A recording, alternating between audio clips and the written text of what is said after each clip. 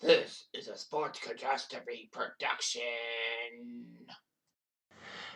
Hey there, how there, ho there, it's Jeff Cutter Diamond. Welcome you to another Sports Catastrophe birthday boy. And the birthday boy for today, February the 10th, is a star player for the University of Michigan.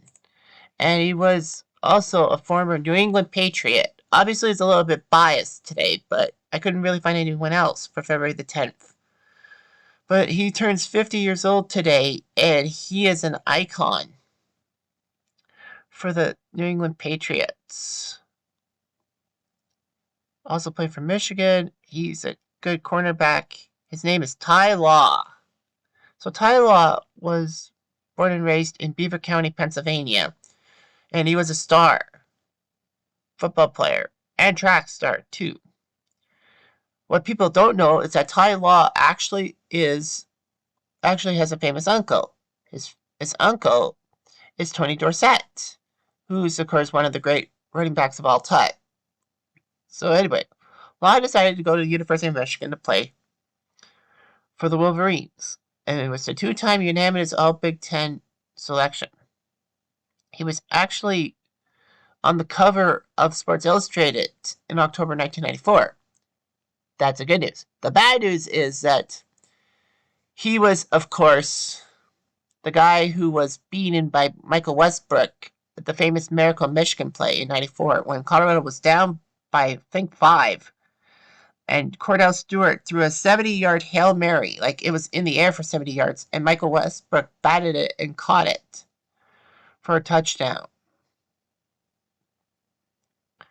He wanted to stay at Michigan to finish his senior season, but he decided to enter the draft because of financial hardship, because his grandfather had bankruptcy.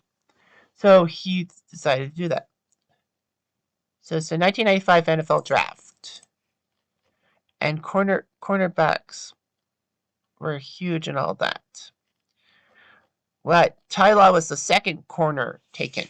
Tyrone Poole was taken by Carolina. And then the Patriots, the next pick, number 23, to take to take Law. Law was given a 5-year deal out of training camp and all that. And he was number 3 on the cornerbacks list behind Ricky Reynolds and Maurice Hurst. He would make his debut in the season opener for the Pats against the Browns.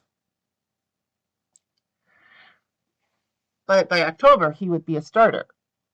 And even though he missed a few weeks of injury, he was named the starting corner when Maurice Hurst was released by the Pats. He did quite well in his first year, with 47 tackles, 9 pass deflections, 3 picks, and a sack in 14 games. In '96, he returned to be a starting cornerback. And with 3 interceptions and one of them being a pick 6, it helped him in 13 games. And it also helped that the Patriots were the best team in the AFC East and got through to the AFC title game when they beat Jacksonville and then went to the Super Bowl. So Ty Law was in Super Bowl 31 and started in Super Bowl 31 and had 3 tackles, despite the fact that the Packers did win the Super Bowl. So Law was still the number 1 cornerback for the Pats in '97 and did quite well for himself. 3 interceptions. He would pick up 9 interceptions in 1998 and became the first Patriot ever to lead the league in interceptions. And, of course, went to the Pro Bowl. After his 5-year rookie contract came to an end, the Pats decided to re-sign him in '99 to a 6-year deal, with a signing bonus of $14 million. Unfortunately, though, he had a few games missed due to a broken hand. Despite all that, he had 9 pass deflections and 2 picks.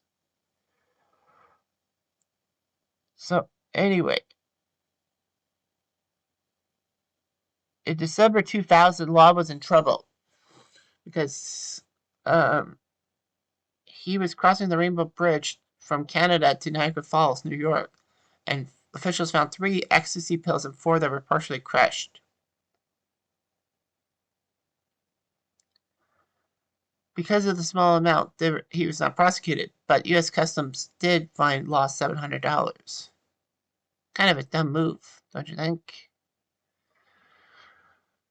So, regardless of that, Ty Law was the number one cornerback for the Pats in 2001, alongside Otis Smith, and helped the Patriots win Super Bowl 36. In fact, he's the guy who picked off a Kurt Warner pass and made a pick six out of it, meaning he returned it for a touchdown and scored the first points for the Pats in that Super Bowl, which they eventually won 2017. But yeah, he had a pick six. He was part of a good Patriots defense in 2003 that went to the Super Bowl, narrowly beat Carolina, but still, they won the Super Bowl, so there. Anyway, Law, even though he missed the last 9 games of the regular season and every playoff game due to a foot injury, was given a Super Bowl ring, and the Patriots did win the Super Bowl, thankfully enough. Unfortunately, because of his cap hit of $12.5 million, the Pats decided to get rid of him. The Jets, in August 2005, decided to jump on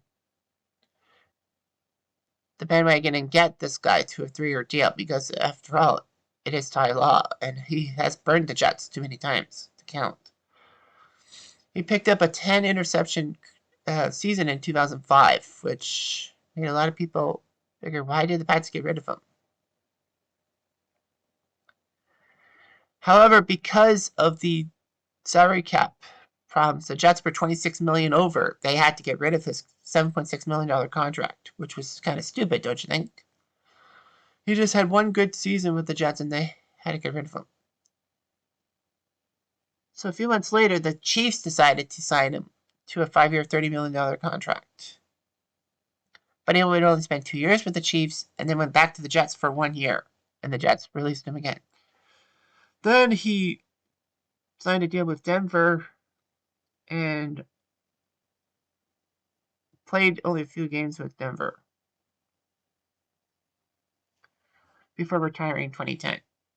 Career-wise, with the Pats, Jets, Chiefs, and Broncos, he played 203 games with 5 sacks. Well, he's a cornerback. You don't usually get sacks on that. But his interception numbers were big. He led the league in both 98 and 2005. Collected 53 interceptions, including 7 for pick sixes. And all that. So, anyway, he's launched some trampoline parks, which is funny. Ty Law was named to the 2014 Patriots Hall of Fame, but then, 5 years later, he got the call to Cannon and has been a member of the Pro Football Hall of Fame since 2019, which is pretty big, if you ask me. And you know it's got to be good. Anyway, I'm Jeff Diamond. I do.